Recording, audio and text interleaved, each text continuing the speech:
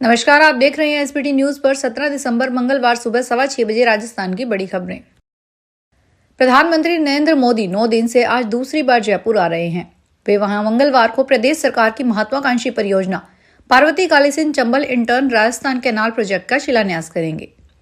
इससे पहले मोदी ने 9 दिसंबर को जयपुर में rising Rajasthan global investment summit का उद्घाटन किया था।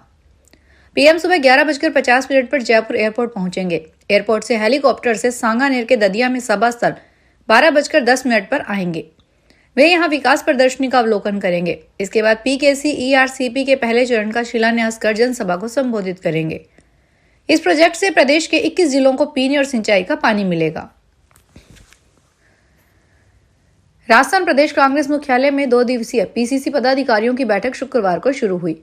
पीसीसी चीफ गोविंद सिंह डोटासरा की अध्यक्षता में हुई इस बैठक में संगठन को मजबूत करने और आगामी रणनीति पर विस्तार करने से चर्चा हुई। डोटासरा ने मीडिया से बातचीत में भाजपा सरकार की विफलताओं को उजागर करने और कांग्रेस संगठन को और सक्रिय बनाने की योजनाओं का खाका पेश किया। वहीं उत्कर्ष कोचिंग सेंटर में गैस रिसाव पर भी अपनी प्रतिक्रिया दी। बैठक के बाद मीडिया को संबोधित करते हुए पीसीसी चीफ गोविंद सिंह डोटासरा ने बताया कि बैठक में संगठन के पदाधिकारियों को 1 महीने के कार्यक्रम सौंपे गए हैं, जिनमें प्रमुख कार्यक्रम शामिल हैं। 18 दिसंबर को राजभवन का घेराव किया जाएगा। 19 दिसंबर को भाजपा सरकार की विफलताओं को उजागर करने के लिए एक टेलीफिल्म जनता के सामने प्रस्तुत की जाएगी। वहीं 20 और 21 दिसंबर को संभागीय स्तर पर सरकार की विफलताओं को लेकर प्रेस कॉन्फ्रेंस होगी। सोमवार को एक बार फिर सुप्रीम कोर्ट पराली जलाने के मामले की सुनवाई हुई, जिसमें सुप्रीम कोर्ट ने दिल्ली सरकार को डाटा उपलब्ध न करवाने पर लताड़ा है। वहीं सुप्रीम कोर्ट ने सभी राज्यों में प्रदूषण की स्थिति पर रिपोर्ट मांगी है। न्यायमूर्ति अभय एस ओका और मनमोहन का कहना है कि सुप्रीम कोर्ट दिल्ली में है, सभी को लगता है कि सिर्फ दिल्ली की परवाह है, इसलिए दायरे को बढ़ाने की जरूरत है। कोर्ट ने आदेश पारित करते हुए कहा कि दिल्ली सरकार साधारण डेटा उपलब्ध कराने में असमर्थ है। कोर्ट अब आदेश पारित कर रही है कि 11/11 के ठोस कचरा प्रबंधन से संबंधित आदेश को देखें। उद्योग एवं वाणिज्यिक राज्य मंत्री के बिश्नोई ने बाड़मेर जिला मुख्यालय अटल सेवा केंद्र में लोगों की समस्याओं को सुना। जन सुनवाई में धोरी मन्ना पंचायत समिति, लुखू सरपंच आसूराम, जिला परिषद एक्सीएन राजेंद्र चौधरी की नरेगा काम के बदले रुपए लेने की शिकायत की। तभी मंत्री ने मीटिंग में बैठे सीईओ और कलेक्टर को बोलकर एक्सीएन को बुलवाया, फिर जमकर फटकार लगाई। कहा, आपके काम से विधायक, जिलाध्यक्ष सहित कार्यकर्ता संतुष्ट नहीं है। आपके विचारधारा में अंतर है तो दूसरी जगह देख लो, लेकिन इस तरीके से कमीशनबाजी होने पर मुकदमा दर्ज करवाऊंगा, नौकरी करना भुला दूंगा। राजस्थान कांग्रेस के प्रदेश पदाधिकारियों की बैठक में बैनर पर राष्ट्रीय महासचिव सचिन पायलट का फोटो नहीं होने के मुद्दे पर सोमवार को विवाद हो गया। पायलट समर्थक पदाधिकारियों ने बैठक के दौरान सचिन की फोटो नहीं लगाने पर आपत्ति जताई। प्रदेशाध्यक्ष गोविंद सिंह डोटासरा ने प्रोटोकॉल का हवाला दिया, लेकिन पायलट समर्थक पदाधिकारी इससे सहमत नहीं हुए और कई तल्ख कमेंट किए। इस पर डोटासरा ने यह तक कह दिया कि आप भाजपा का काम मत कीजिए, सब नेता एक हैं। साथ ही कहा कि हम पायलट साहब के विरोधी नहीं हैं। सोमवार को कांग्रेस प्रदेश कार्यकारिणी की बैठक थी। इस बैठक में संगठन के काम और भाजपा सरकार को घेरने के लिए आगे किए जाने वाले कार्यक्रमों पर चर्चा हो रही थी। बैठक में कांग्रेस प्रदेशाध्यक्ष, नेता प्रतिपक्ष टीकाराम जूली और कांग्रेस के वरिष्ठ नेता, पार्टी पदाधिकारी मौजूद थे।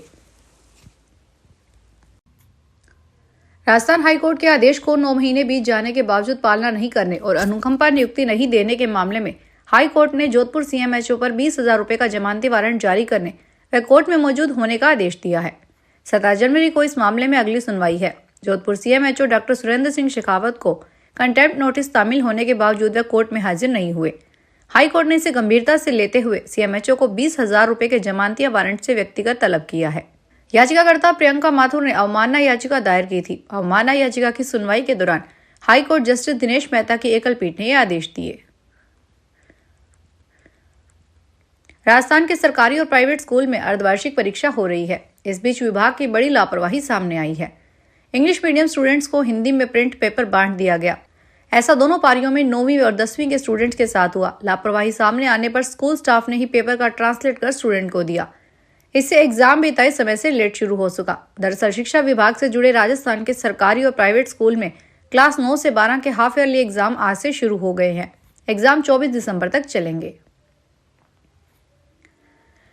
राउज एवेन्यू कोर्ट ने सोमवार को पूर्व मंत्री और आम आदमी पार्टी के नेता सत्येंद्र जैन की तरफ से दायर मानहानि मामले में भारतीय जनता पार्टी की सांसद बांसुरी स्वराज को नोटिस जारी किया है। जैन ने भाजपा सांसद बांसुरी स्वराज के खिलाफ आपराधिक मानहानि का मामला दर्ज करवाया है। उन्होंने इसके खिलाफ दीवानी मानहानि का मामला भी दर्ज करवाया है। जैन का आरोप है कि स्वराज ने 5 अक्टूबर 2023 को एक टीवी चैनल पर दिए इंटरव्यू में उनके खिलाफ अपमानजनक टिप्पणी की थी, जिसे लाखों लोगों ने देखा था। Additional chief judicial magistrate Neha Mittal ने मासुरी स्वराज को नोटिस जारी किया और मामले की सुनवाई 20 दिसंबर को सुबह 11 बजे तय की है। झुंझुनू में सोमवार को जिला स्तर पर कालिका पेट्रोलिंग यूनिट की शुरुआत हुई। एसपी शरद चौधरी ने पुलिस अधीक्षक कार्यालय से इस विशेष यूनिट को हरी झंडी दिखाकर रवाना किया। उन्होंने कहा कि कालिका पेट्रोलिंग यूनिट महिलाओं और बेटियों के साथ होने वाले अपराधों पर प्रभावी अंकुश लगाएगी। इसके माध्यम से संवेदनशील स्थानों पर सुरक्षा व्यवस्था मजबूत होगी और महिलाओं को सुरक्षित माहौल प्रदान किया जाएगा। पेट्रोलिंग यूनिट में प्रशिक्षित पुलिस कर्मियों को तैनात किया गया है, जो हर समय सतर्क रहकर कानून व्यवस्था बनाए रखने का काम करेंगे। जयपुर में सफाई व्यवस्था को लेकर हेरिटेज निगम नए वर्ष में नया प्रयोग करने जा रहा है। इसके तहत बूथ लेवल पर काम शुरू किया जाएगा। हर बूथ की जिम्मेदारी सफाई कर्मियों को दी जाएगी। इन सभी की निगरानी के लिए कंट्रोल रूम भी बनाया जाएगा। एक बूथ पर 4 कर्मचारी लगाए जाएंगे। इन सभी के मोबाइल नंबर सार्वजनिक किए जाएंगे। ये कार्मिक सीधे लोगों से संपर्क में रहेंगे। बूथ के हिसाब से सूची बनाने का काम हेरिटेज निगम ने शुरू कर दिया है। रात को प्रमुख बाजारों और मुख्य मार्गों की सफाई ट्रक माउंटेन से की जाएगी। ऐसे में 500 से अधिक सफाई कर्मियों को राहत मिलेगी।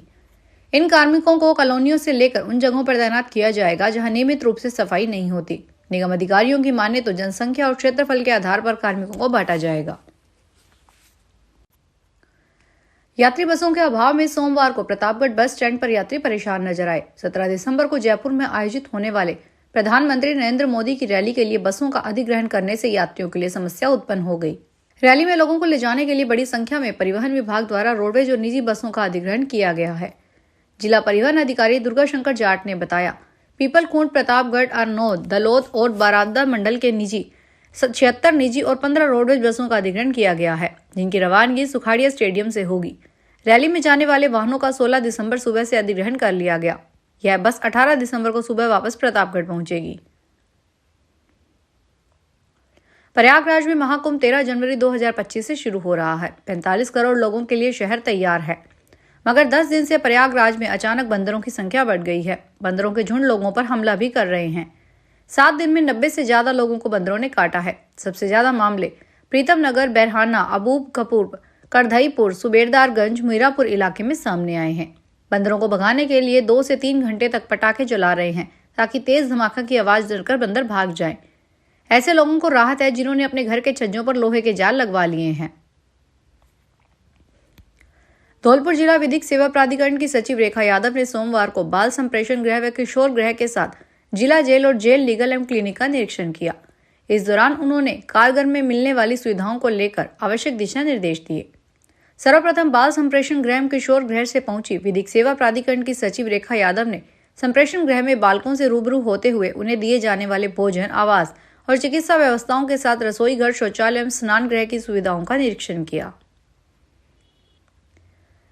जालौर में जवाई बांध के जल बंटवारे को लेकर चल रहा धरना रविवार को विवादों के बाद स्थगित कर दिया गया। इससे नाराज शिवसेना के पदाधिकारियों ने सोमवार को भारतीय किसान संघ का पुतला जलाकर विरोध जताया।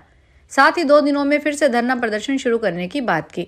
शिवसेना जिला प्रमुख रऊप राज पुरोहित ने बताया, जवाई नदी के पानी पर जालौर का हक तय करने की मांग को लेकर भारतीय किसान संघ के आह्वान पर पिछले 27 दिनों से जालौर कलेक्ट्रेट के सामने महापड़ाव चल रहा था। लेकिन 27वें दिन किसान संघ के पदाधिकारियों ने किसानों से बिना राय लिए ही अपनी मर्जी से धरना स्थगित करने की घोषणा कर दी।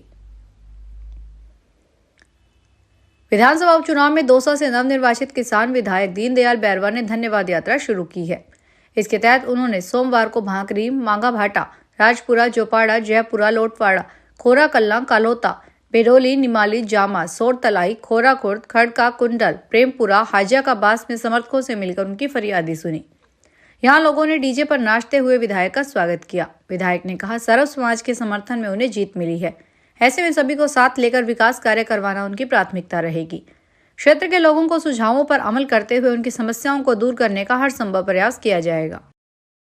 फिलहाल बड़ी खबरों में इतना ही। ताजा खबरों को देखने के लिए चैनल को सब्सक्राइब करें। देखते रहिए एसपीटी न्यूज। धन्यवाद।